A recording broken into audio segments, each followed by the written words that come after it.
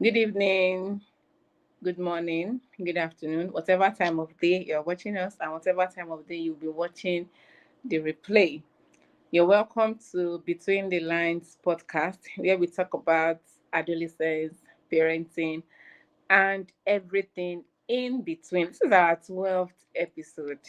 Just like it feels like yesterday when we started, and today we are on the 12th episode.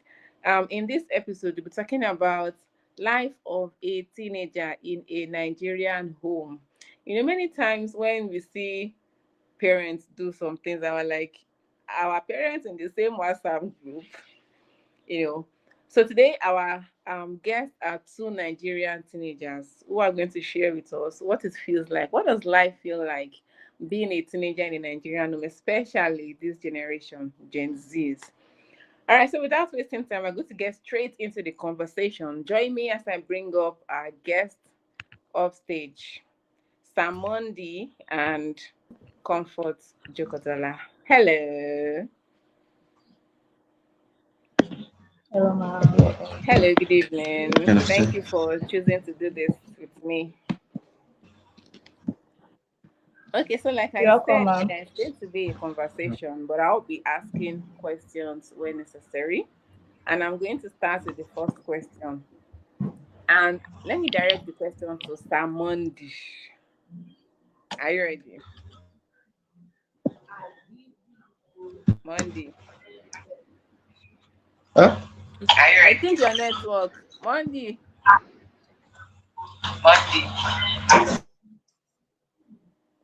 Signal is not too good.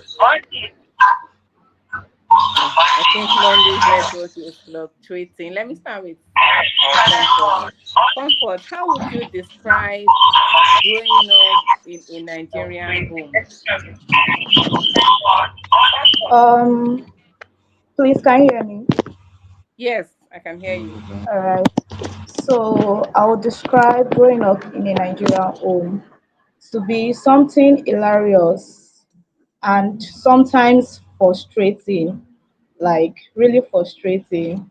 Our Nigerian parents, they are so wonderful. I don't know how I'm going to explain it, but it is something hilarious that we can't run away from it. It's something that we have to bear.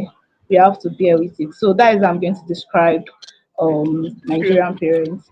We can't run away from it. Where do we want to run to? We have to face it.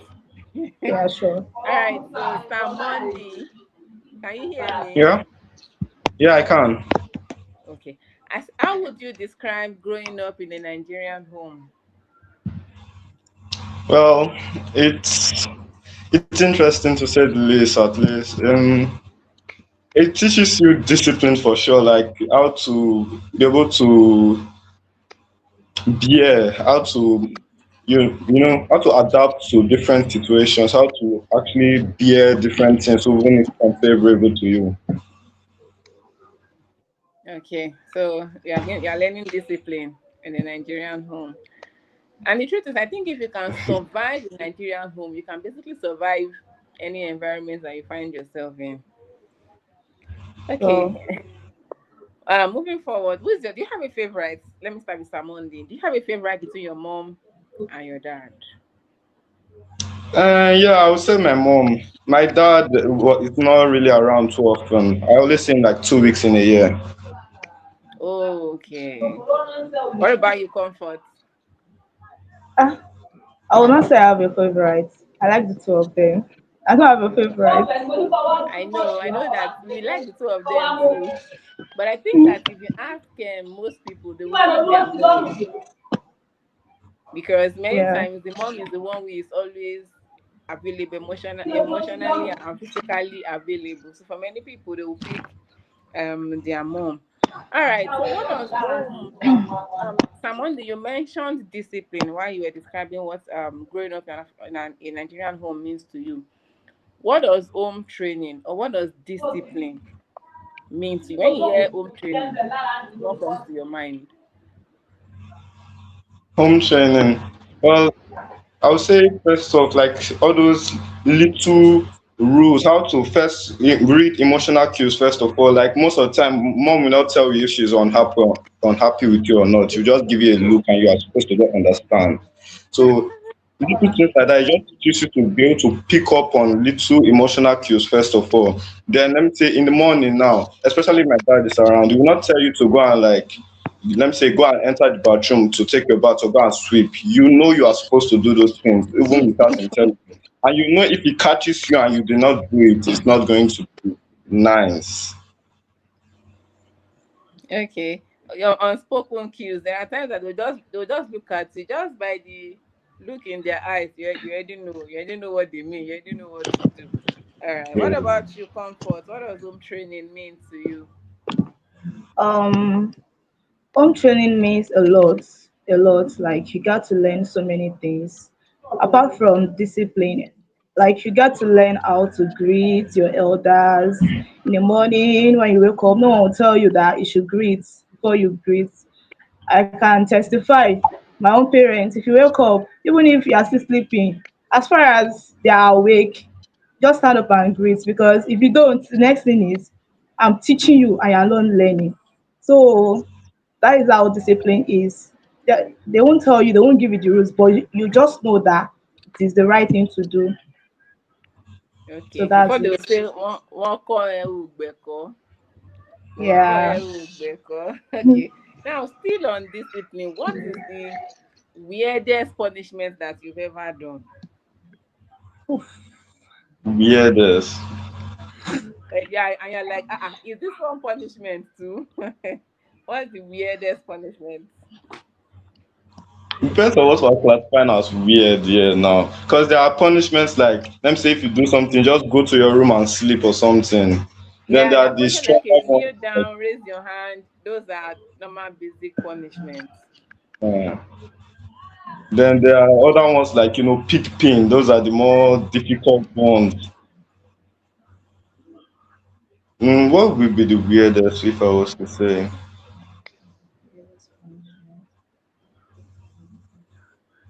What would be the weirdest? I don't really know. It's hard to pick what is weird exactly. Weird in the Weirdest. sense that it is not the normal punishment that you expect. Like I said, kneel down, or go to your room. Those are normal basic punishment. Weird punishments. Like it will even shock you that mom, is this one punishment too? Well, weird punishment. Maybe like when they will like seize my books or something. Cause me growing up, always like to reading. So maybe like when they will seize my books or something as punishment. So something like Okay, that. okay. What about comfort? I can't really say, but the only thing I know I've received is beating, and that is with turning stick. Hey, That's what I can say. really?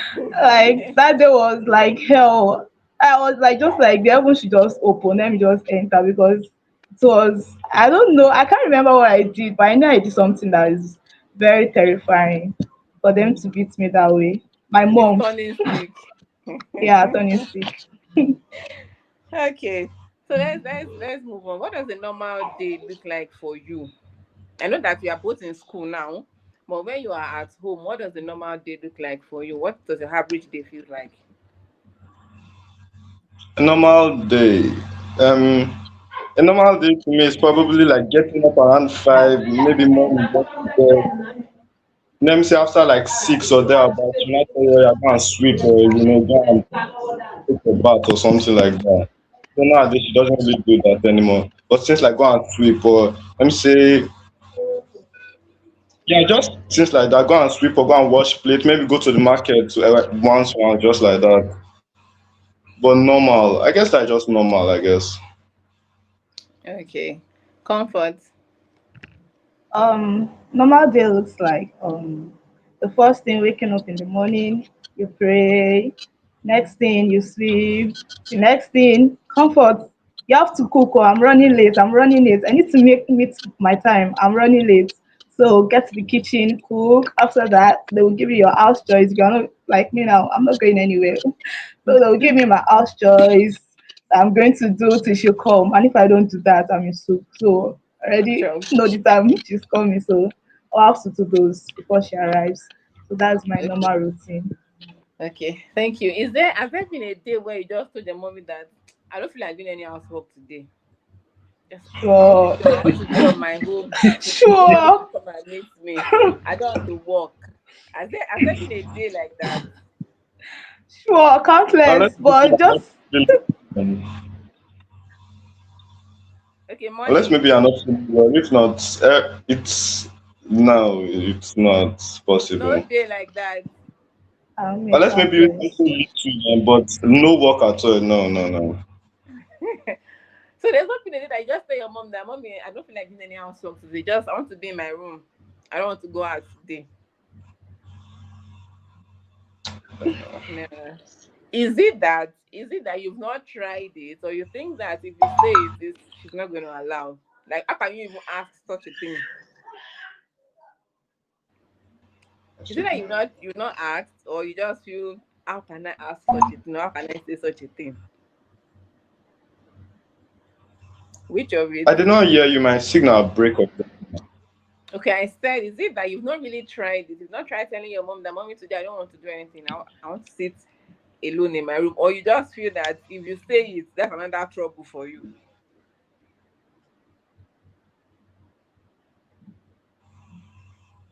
Well, you don't really ask. Yeah, she may just walk into the room now. Maybe it's not properly swept or something, and she'll just like sweep it or something. You don't necessarily need to ask per se to that stay in the room. Even in the room you are staying, she will come and meet you there to get you to do something.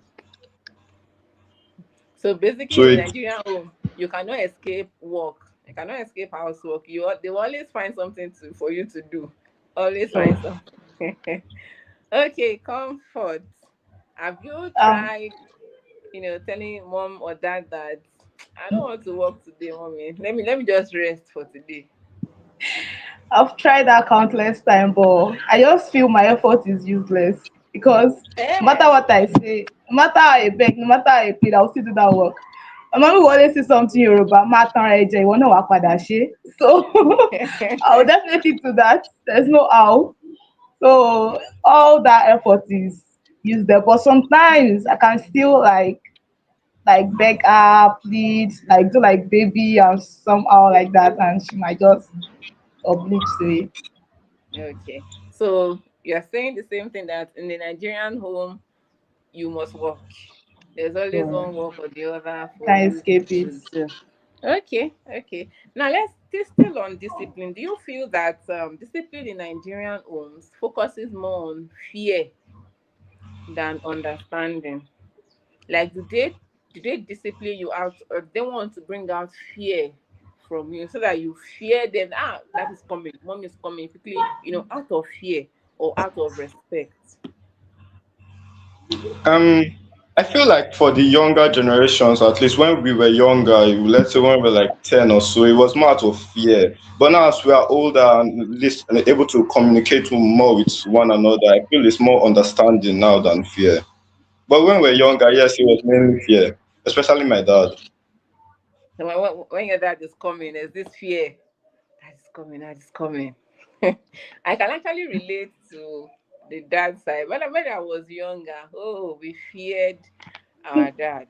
That our neighbors, they helped us in fearing our daddy. Once they sight his car passing, they will run to come and tell us, your dad is coming, your dad is coming. And all of us will run inside. Our daddy Exactly. must meet us inside. He must meet us. I don't care what you are doing outside. He must meet you inside reading. So once they tell us your dad is coming, he's come, all of us will just run inside and carry our book. He must meet you inside. So that fear, why growing up, like you said, I was in primary school then, that fear was there. But now the fear is no longer there. It's more of understanding, it's more of respect. So I agree with you on that, Sir Monday. What about you, Comfort? Do you think it is out of fear or out of respect? Like Sam Monday said, when we were still young, it's out of fear because I could still remember there was a day too that my dad left me reading. Like, yes, I was studying, and my friends came over. They came to use the light, so I came out of the room to sit down with them in the parlor.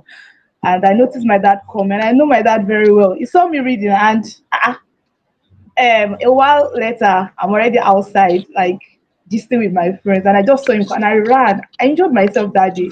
I never knew he saw me. And one thing about my dad is he will not talk, but let like, if I do something wrong after then, he will not bring up the topic. And that is when I was like, Jesus, Jesus, Jesus. My mouth was beating. So then it was out of fear. But as I was growing, like now, I now got to understand reasons and why they are behaving like that. Okay. So Do you think that there are better ways they could have done that? mm, well, yes, there are better ways. Because if you got to look at if you got to look at the Oyinbos now, the Americans, if you get to look at the way they treat their child, we will see the way they communicate with them. Like they talk to their children like their age mates, their friends. Like they make them feel comfortable anytime they're around them. So I feel if they didn't put this fear in us, like the way they treat us, if they didn't do it that way, there are a lot of better ways they can do it instead of imputing fear in us. Yeah. Mm. Yeah.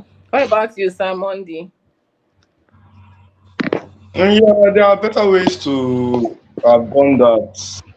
Because me, when I was younger, I was always the kind of kid that logifies everything. Every time they say something, I may like ask question why, what's the point of this? And they hated that thing a lot.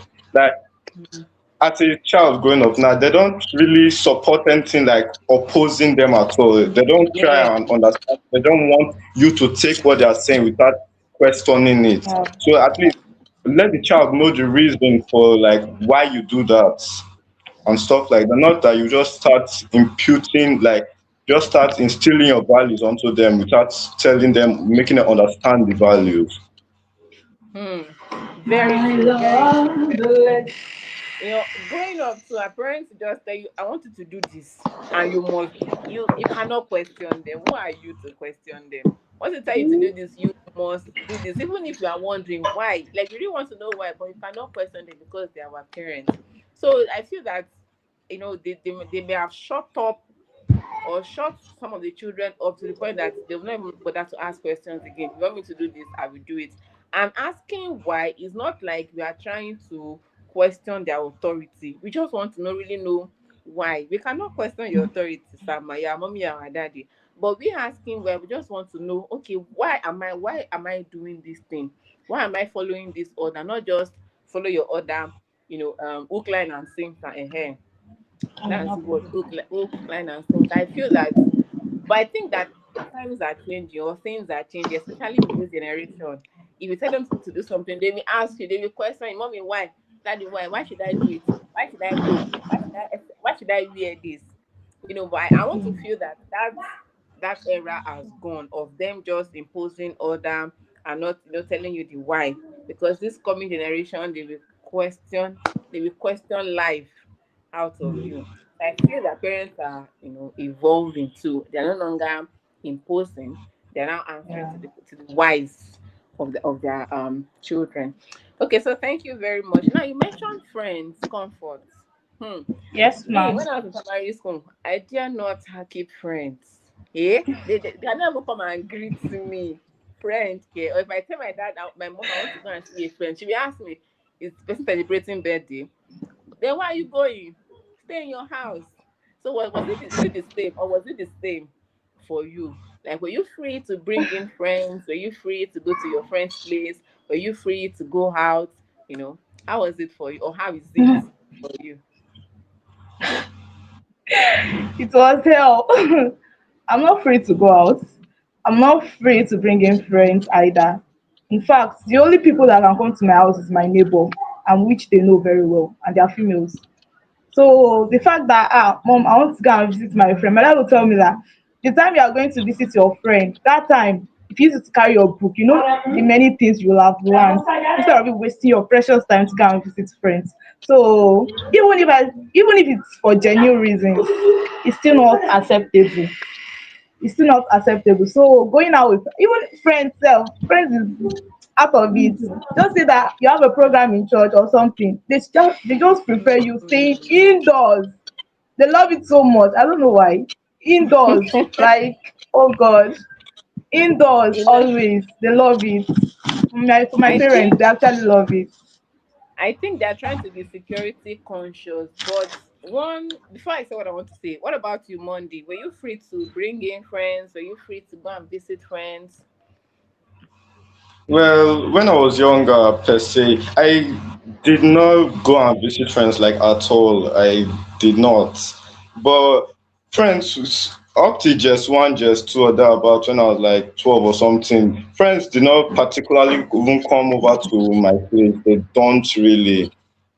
um because me sef I hated them coming over because parents can get a bit embarrassing at times. Just like, have you watched videos, things like that when your friends are around? So I mean personally, I don't even like them coming. And even when they do come, my mom in particular, she will always like watch what they are saying, trying to like analyze them somehow. If they're like, because you know how children can get at times, they will not just be like saying rubbish and stuff like that. So things like that, easily my mom will just be like, she can just like chase them out if they say any rubbish or things like that. I don't really bring friends in until when I'm older. So now she doesn't really owe me anymore. I can go out, I can come in anytime. She doesn't really care too much like that again. But back then, I do not carry friends at all. Okay. It's true when your friends are around, that's when your parents will do that. Ah, you have not swept your room, you are sleeping, you have Yeah. pile of dirty clothes. They will just look for something to say that would embarrass you in the presence of your friends. Now, do you feel that being strict, you mentioned something comfort, you mentioned that either you tell them you are going to church, then they Yeah. will they will allow you to go. Don't you think that being strict or restricting your child from bringing in friends or from going out is as is the negative sides? Because they could lie that I'm going to church, but they are going somewhere else. They could lie that we have a Af- church program, I'm going for rehearsal, but they are going somewhere else, simply because they know that if they tell you that, "Ah, I'm going to my friend's place," you will refuse. well, yes, it has its negative parts, and I don't know if our parents sees that aspect. I don't know, because for me, Sha, I wouldn't do that because why? I know the kind of child I am. I know the reasons why they are avoiding me from going to places. In fact, my mom will sit me down and tell me reasons. But for other children, I don't know. They might actually. I have a friend. She'll come to my house, tell me that if her mother asks of her, I should tell the mother so so so so. And then I'll be like, so if your mother gets to know, isn't it that will now be inside the trouble? You will not start explaining. So I feel there are negative impacts. There are negative impacts, but I don't know if our parents knows about that. Hmm. Okay. What Yeah. about you, Sam Monday? Well, yeah, there are negative impacts for sure. Because me that time, especially when I started secondary school, they always kind of called me the indoors child, the pampered child, because I I don't really, most of the phrases they use, the slangs and stuff like that, wasn't Okay, really put down. conversation. So I was alienated. Even when I was in JSS, I was bullied a lot. So I was a bit scrutinized because I do not really understand most of what they were saying, the references, the jokes, the lewd comments and stuff like that. So I was just a bit outside. But over time, I got used to it. Sha. But yeah, it does have the downside. Because the child will not really be exposed. It doesn't really know much about the culture or like how to be social. Yeah. Hmm. Okay. Somebody wrote here that Samondi is a nepo baby. Samondi is a nepo baby from one Mr. Banks. I don't know if he's your friend or Comfort's friend, but it says Samondi is a nepo baby. Is that true? Oh, Are you a nepo baby? Okay. Hey, drop it. Do you want to answer that, or we should move on? Uh, I know the person that's saying it. I don't Which know. When I was person? younger, sha, I guess I was, sha, but over time, you just get to at least adapt. Okay. All right. Thank you very much. Thank you so far. When you Okay, are no worries. sad or stressed, when you just want to talk to someone, who do you talk to? Do you go to your parents first, or you go to a friend? Like, are your parents very approachable that you can tell them even when you're emotionally stressed or when you are sad or down? Do you go to your parents or you go to a friend? For me, no. And oh, You don't go to no. your I, parents. I don't go to my parents, and I found that frustrating. I'm getting to learn how to now. I don't go to my parents. I'd rather go to a friend. Then why I had why don't you go to your parents? I don't the thing is I don't this friendly stuff is not really I don't know how to approach them when it comes to when I have a problem. Like I don't know how to put it down to them. I don't know how I'm going to say it because I know my mom. I've not said A, she have let me say 10. She will not understand my own parts. She will never. She will take offense. Is that wrong thing that she will not encourage me. So I feel going to them is not the right option. So I don't go to them at all. At all. Even till now. I'm just learning how to as a teenager, I'm just learning how to. So that's it. Mm. I think our mothers are in the same group chat. What about you, Sir Monday? Well, going to talking to parents. Well, for the most part, I talked to my mom at least. But it still depends on what I will tell her. I will not just start telling her most of the time. Just since I know that she will be supportive of. Well, I don't think someone, maybe it's my elder brother or someone I'll talk to. I don't think. It depends on what exactly the thing we are talking about is.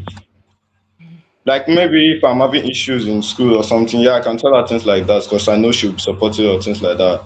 But if it's like, let me say I gotta look for somebody to trouble, you don't expect me to go and meet her for things like that. She will just, so Okay, yeah, so depends on, it it depends. It depends on the yeah, situation. Okay. Okay, so yeah. has there been a time whereby you found yourself in a particular situation? Mom and dad when are not there, but something they say, maybe a warning they usually give you was ringing in your head. And like, I cannot. They're not there, oh, but their voice was just re-echoing in your head, repeating something over and over again. Have you ever been in that situation? Hmm. Yes, for me, yes. Okay. Um the period I lost my phone because when I got that phone, my mom be like, put that phone in your bag. Put that phone. Don't be holding that phone in your hand. Put it in your bag. And I'll be like, mommy, she be like this. I like it on my hand like this. I like it like this. And she every time you're going out together, I used to tell you, put that phone in your bag. Put that phone in your bag. And I was just like, I used to count it. But until when I lost that phone, oh my God, my mom used to tell me, oh God, like I feel it was so emotional. I was just like, that's the first word my mom said when I told her. I Say, still I tell you, told put you that phone in so. your bag. I told you. I So told you. yeah, I told you. So I found myself in that situation. Okay, thank you for sharing. How about you, Monday? Yeah, I found myself in situations like that. Let me see if I can bring any situation off the top of my head now. Well,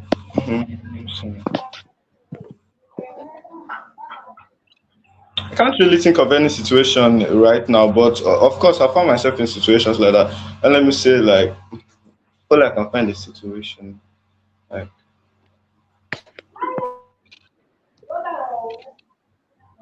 I can't really find a situation, but of course, there have been situations, times like that, when Like that. you just find it ringing in your head, the back of your mind, that don't do this or do this, don't, yeah, stuff like that. Even though they are not there, their presences, you still feel the things that still reflect in your mind ever so often. Okay. Okay, thank you for sharing. Now let's talk about phones. How does your parents perceive the way you use phone?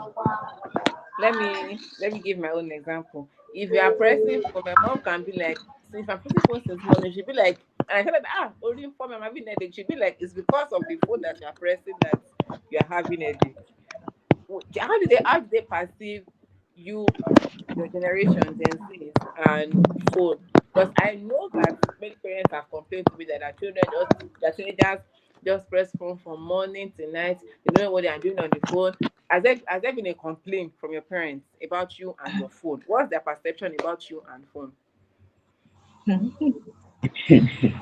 Well, like when I was growing up, that because I've always told me, because me normally I watch movies midnight, like when everybody sleep, I'll just be watching movies. My mom will not be like, you don't you sleep, or every time just watching movies in midnight, like or stuff like that. Then my dad, he hated us pressing phones at all anytime he's around. They just don't like it. Just feel like we don't do anything useful on it at all. So whenever it's around, we don't normally just press it to his thing. At least when we were younger, but now we don't really care too much against it. But that time, yeah. They feel that you don't do anything useful on the phone, that nothing productive can come out of that phone. So when they see you pressing phone, they feel that you're just wasting time. You're just whiling away Okay. time instead of to do something else with your life. Okay, thank you. Comfort. How about you? I'm sorry. For me, I don't even they don't need to know what I'm doing on the phone before they talk. They don't need to know. Just don't press the phone when they are there. That's just it. Exactly. Because my mom will just be like, let me say it in Yoruba because it's more sweeter when my mom says it. Like, kí ló máa ń rí ṣe lórí fóònù yẹn? Kò yé mi. Gbogbo ìgbà mo máa ń rí ẹ lórí fóònù. Kí ló máa ń ṣe lórí fóònù yẹn? All this kind of thing. And I will be like, comfort. My daddy one is English. Tell me, what are you doing on that phone? Are you getting paid? Because I don't understand why you use 30 minutes, 1 hour on the phone and you still have other things doing. So I prefer not to press phone when they are, even if I'm holding it in their eyes, I'm still pressing the You are phone. pressing So I'm it. still pressing it. So I'd rather not press phone in their presence, I beg, to avoid questioning and so on. I think our parents are in the same WhatsApp group because these things are peculiar to Nigerian parents. Once they see you with phone, you're just wasting your life away on that phone. Okay, thank you for sharing. So for you as a teenager at home, when does your night start? Like when does your Well, curfew start? Is it once it's 7 you have to be in the house? Wherever you are, you must be in the Ooh. house. What time does your own night start at home? For me, my own night starts by 5. In fact, 5 is too much. 4. Which means by Because 4 you must be in the you must house. be inside. Apart from even Hey. 4, if rain is falling anywhere you are, before rain starts, when you see that the weather has changed, my friend, just be inside. Fly home. Just If fly you don't home. want, just be inside. Just be inside. No matter where you are, make sure you're inside. Especially when the weather has changed. But don't allow that rain to catch you outside because that is another fight on its own. So once it's 4, just be inside. To avoid anything, just be Anywhere inside. you can, just make sure that Anywhere you are inside. home. Just make your way home. That's it for me. Wow. What about you, Sir Monday? I mean, mine is a bit more in the far end, maybe like 8 or so. That is the normal time I can come home that I would say is acceptable. Though I can still stay till 9 and they won't really complain much. But 8, yeah, 8 at least. By 8, you should be at home. 8, 7, you should be at home at least.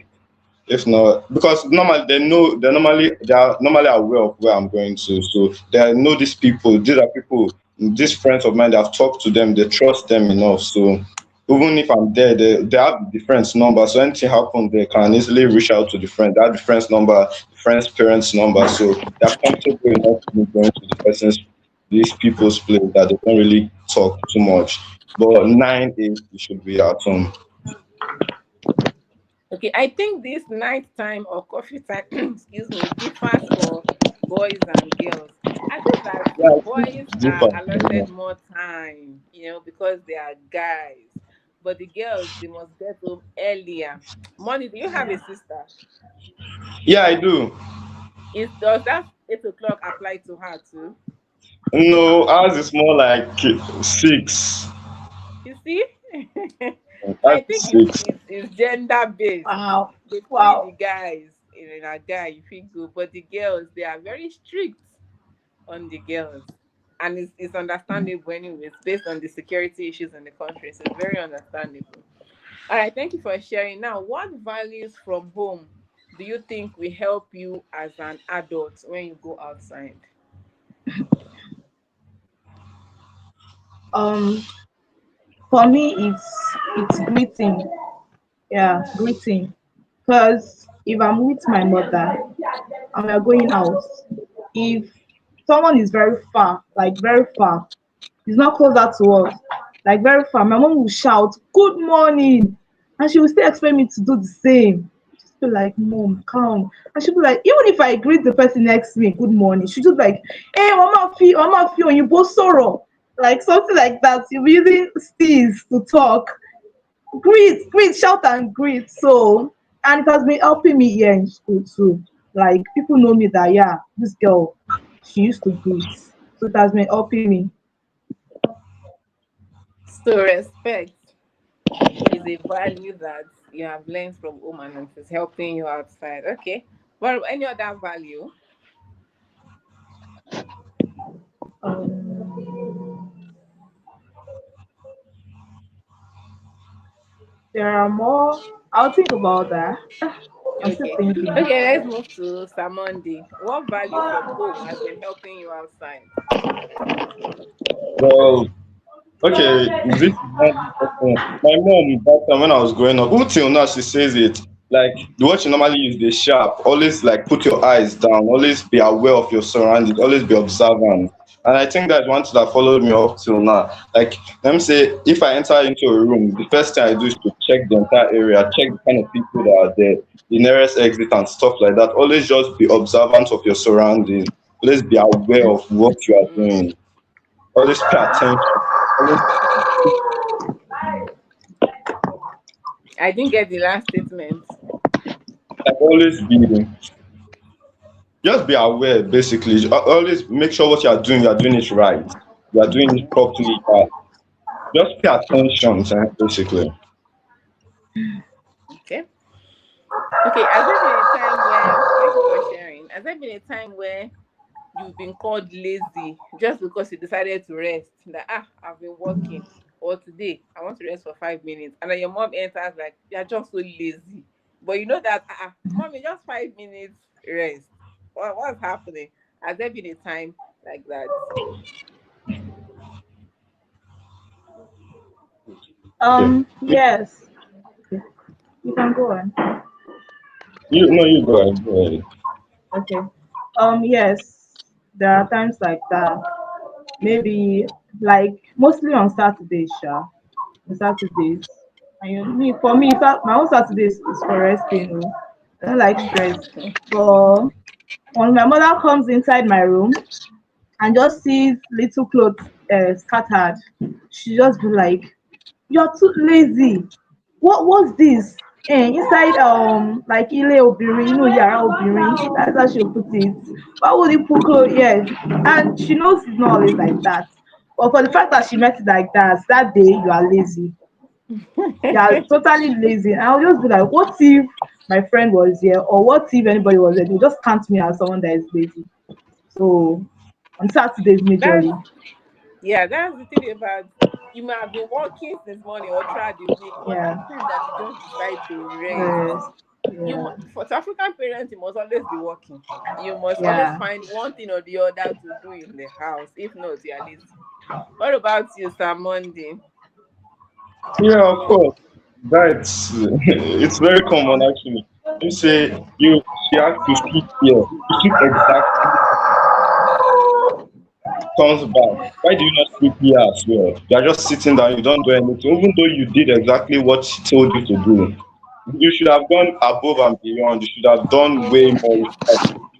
Because I try to sleep only here, you get only there, so things like that, it easily gets annoyed. So you're expected to sleep everywhere. So yeah, of course, for sure. You just sit down for a couple minutes. That's when they will just walk you through you are doing things in front. Okay, Simon, I didn't hear the last statement. I said, like the moment you sit down to do something, that is when they will realize you have not been doing anything since morning. That is even though you have been True, busy since morning. true.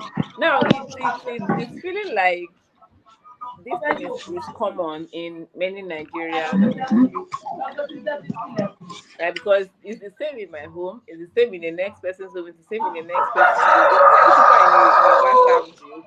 Anyways, that's that. All right. So what do you wish Nigerian parents understood about teenagers? What is one thing that you wish that Nigerian parents understood about Gen Zs? If you were to address Nigerian parents, talk to them about teenagers, about Gen Zs, what is that thing that you would want them to know about your generation?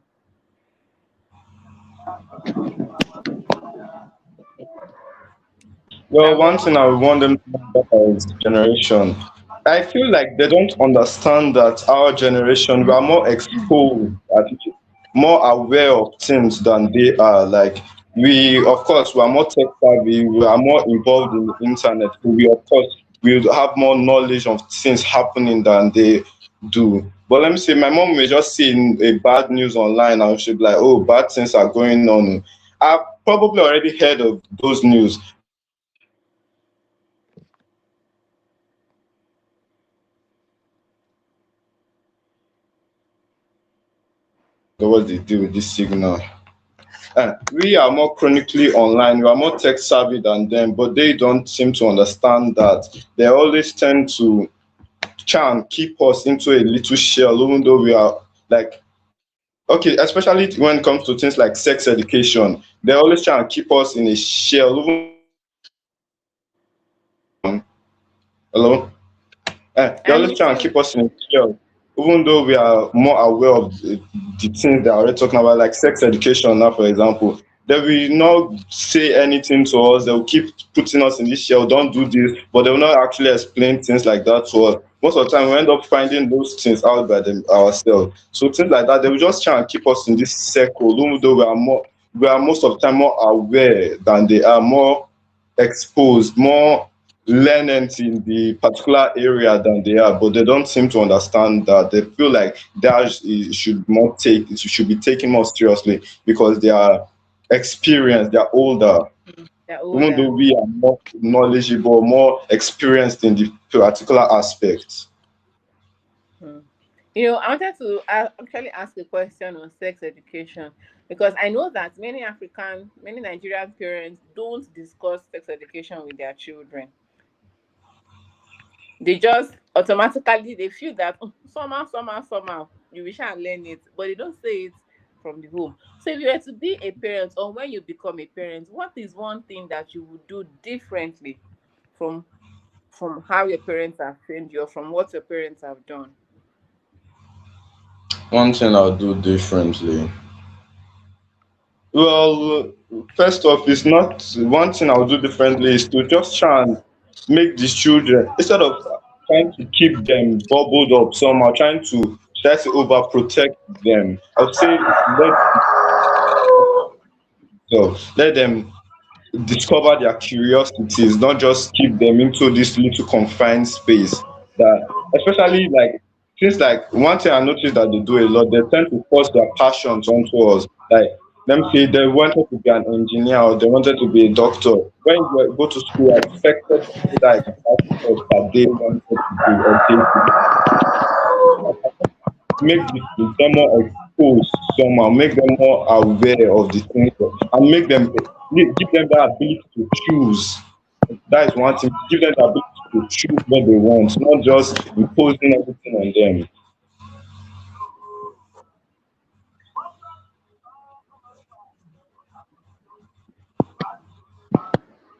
Hello?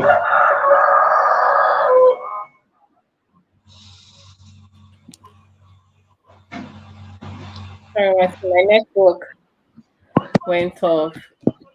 Okay. Okay, sorry, I'm with you, Samondi. Yeah. Basically just give the children, make the children able to choose what they want, not just imposing things to them. Let them explore, leave them, let them explore, let them find out things for themselves, then they will choose what they want, not that you start imposing your beliefs onto them. So Okay. that's one So thing I you would do believe that different. children, okay, you believe that children should be allowed to explore options so they can pick by themselves. That is Yeah. one thing that is different from what our parents have done. Okay, I don't know what's wrong with Comfort Network. I'm All back. right, so is can you hear me, Comfort? Yes, Mike, I can hear you.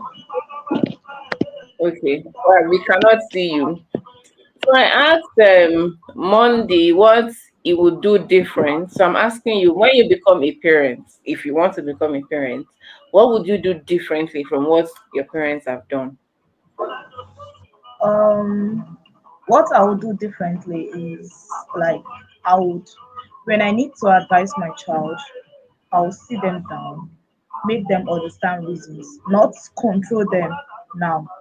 Because our parents are fond of controlling, always controlling, nagging. I would sit them down, like advise them in a calm way, like mother to child now. In fact, leave child aside. Mother to friend, like I'm talking to a friend, like we gist, I'll allow them to say their mind freely, like from one talk to another. That will like just free their mind in such a way that they'll be able to express themselves.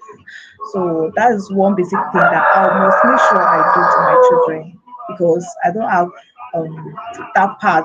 Like I didn't experience that part, or I have to like impose that one on my children. So that's it.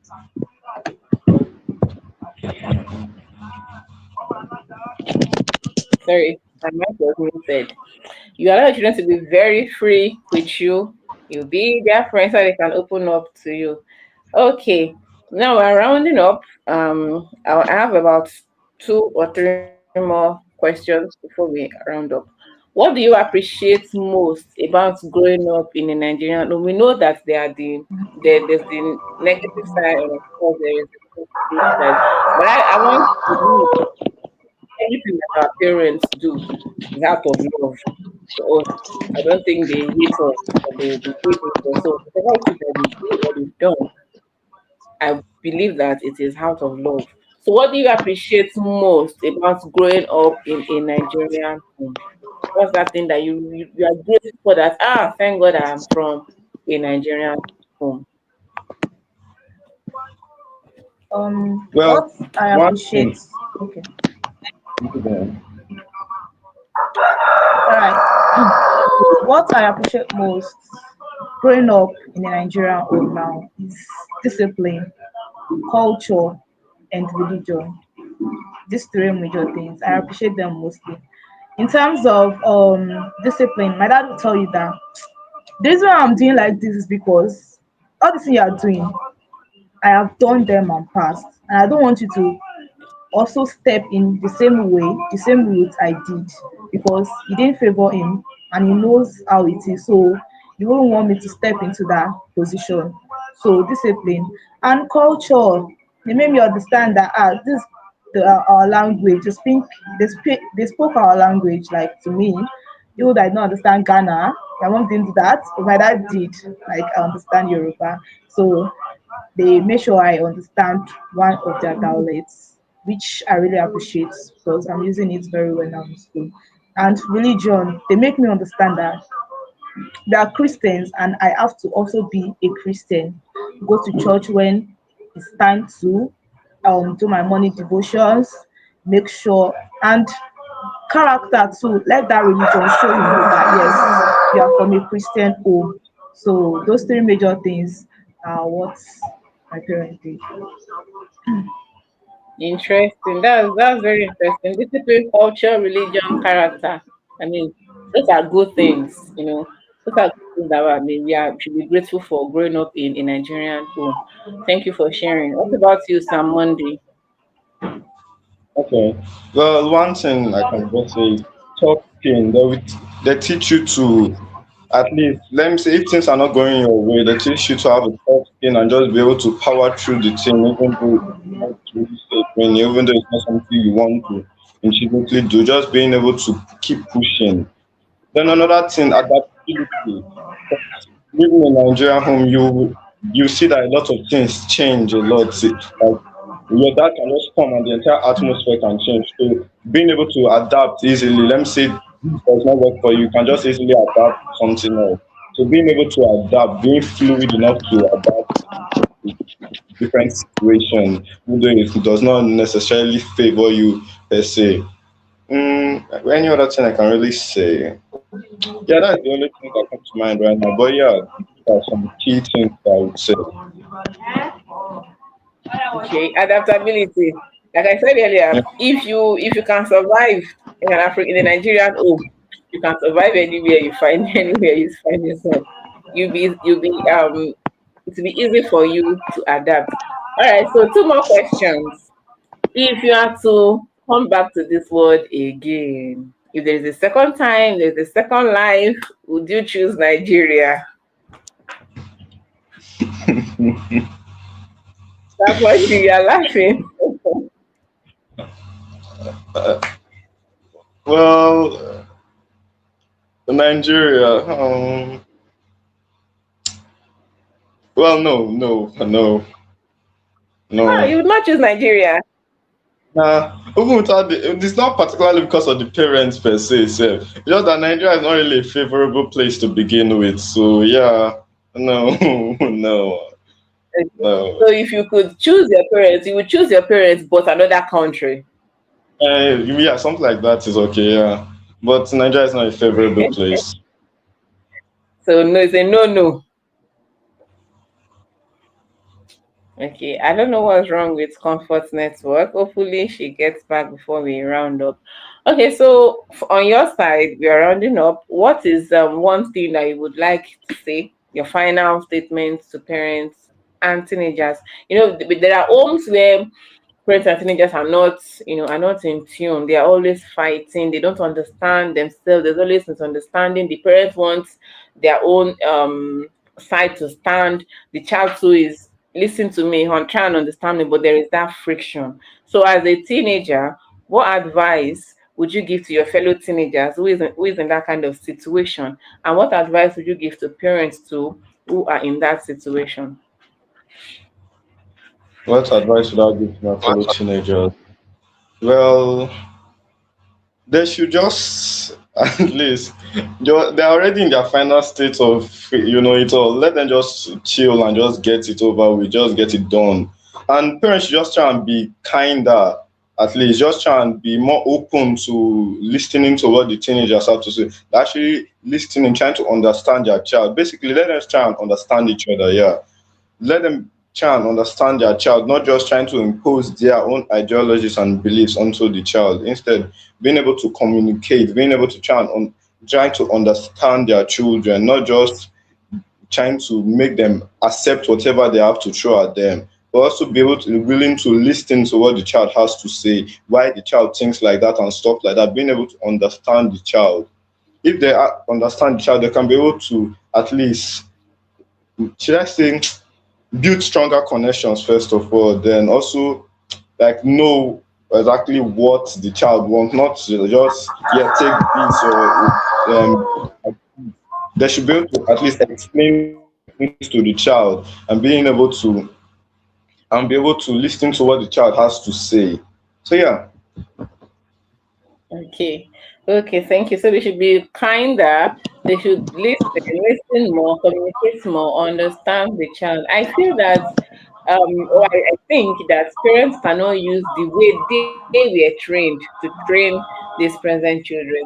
Times have changed, things are changing, technology is advancing. So you cannot use analog style to parent a digital teenager. It's not possible. So you have to work with to parents or to train your child. Okay, comfort. So I asked someone day a question, and I want to ask you also: if there is a second time, if you are coming to this life a second time, would you choose Nigeria? No, not at all. Not at all. Why? I will not. I will not even. I God.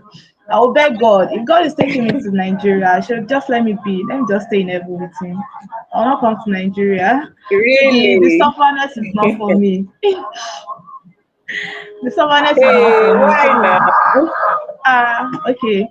I will not choose Nigeria in the sense that now let's come to the sense of parenting now. Like I just love the way the the Oyinbos now, the way they take care of their children. Apart from that, even schooling, like the way they are very disciplined. If you beat their child, like if the parents scold their child and that child reports to the teacher over there, they will take that child away from the parent. They'll feel like you don't know how to take care of kids, so they will take that child away. Like the love, the care is there. So and it helps them, like their brain is very sharp. It helps them in thinking, in everything. It really helps them. Over here we are just, I don't know how to explain, but I will not even think twice before I would Okay. choose another On country. that, on the discipline that you talked about, I think I have a different opinion. You know, do you know that when it comes to discipline, I feel that the whites they lack discipline. I mean, you cannot compare. Sometimes African discipline can be on to the extreme, but I still think I prefer the Nigerian form of discipline to the white. Monday, what do you think? What do you think about the way the whites discipline their children compared to the way Nigerians discipline their children? Well, me and over there, like let something.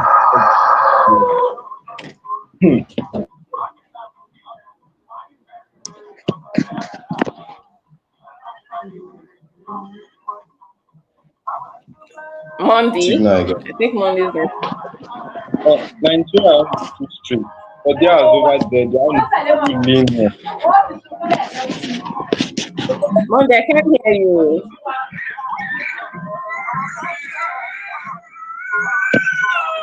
Monday,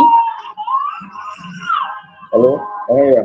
So I feel like theirs over there is too lenient and ours over here is too strict. But I'll still prefer Nigeria going straight to bottom because over there, some people are not over there that were taught initially in Nigeria that are now over there.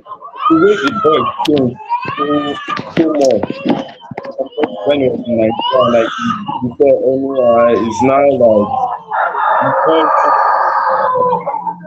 was in Nigeria, that would have not happened before. Like those strict rules people in Nigeria is somehow better.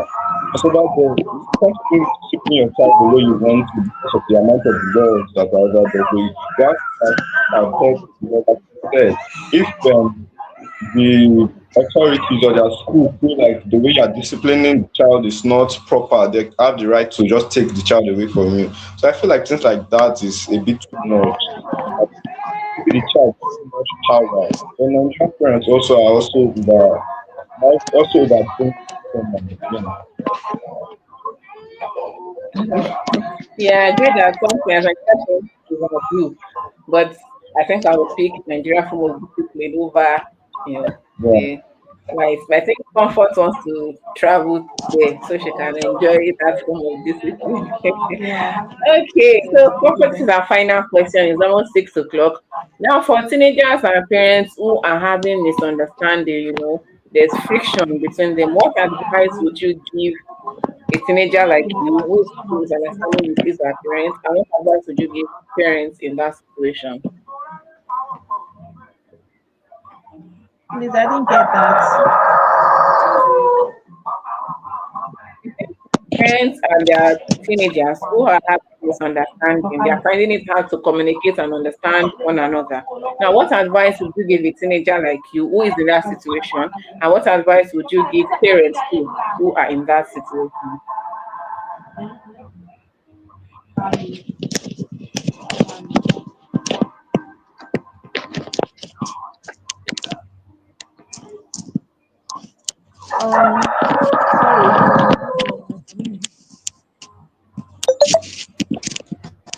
Did you hear me, Comfort? So, okay, the question is for me. Yes, it's for you.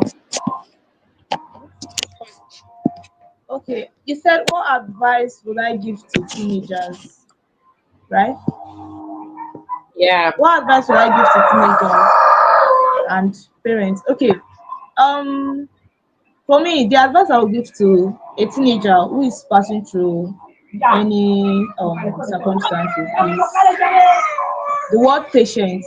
Yes, because one thing is you cannot run away from your parents. Like you cannot say you're leaving your parents' house. So no matter what they are doing, it's just for you to understand them. Like now, it leads me to temperaments. Yes, if you understand temperaments very well, you will know the traits your parents have. You would be able to relate with them perfectly well if you understand their temperaments. So I will say that a teenager should just understand them, be patient with them. Like all what they are doing is just for our own benefit, it's just for our own good. And to parents too, they should know the way they are going to, like, when a situation is being brought in, they should know the way they will tackle it. Like they should tackle it in such a way that it will not affect the child. They should tackle it in such a way that they will make the child understand why they are saying that, not just like shouting or ranting or fighting with the child. So that is what I would like to say. Thank you very much. That's a serious point. I also read the comments here. Someone says parents should build an environment where discipline and friendship can take place. It is fear that makes children distant from their parents, and that distance, when met with exposure, is dangerous. This is salient. This is very, very on point. When there is distance between the parent and the child, when that child meets exposure outside, it is very, very dangerous. Without the guidance of parents, that is very, very dangerous. All right, we have come to the end of today's episode, and I want to say a very big thank you to our guests, Sam Mondi and Comfort Jokodela. It's been an interesting conversation with the two of you. Thank you to our audience too for staying up to this point, for their comments, for their contribution. Thank you very much. So Samondi and Comfort, you'll be going backstage now as I'll be wrapping up the episode. Thank you once again, Thank you, Samondi. ma'am. Thank you once again, Comfort. Thank you, ma'am. Okay, so we have come to the end, like I said, and this is for parents and teenagers. Of For parents, first of all, we are in the we call it the jet age. You cannot parent your children the way you were parented back then. Times have changed, things have changed. You cannot be an analog parent in a digital era. You have to update your parenting methods and your parenting techniques. All right. I know that whatever it is that you do is because of love or is from a place of love. We are very, very grateful for that. But would implore you to just, be patient with us teenagers. I'm a teenager too. Be patient with us teenagers, try to understand our own point of view and where we are coming from. We love you too. Thank you very much. Thank you to our audience too. I'll see you in the next episode of Between the Lines podcast, which of course is coming up in 2 weeks' time. Until then, I remain your host for Lakemi. Enjoy the rest of the evening and of course the rest of the weekend. Bye.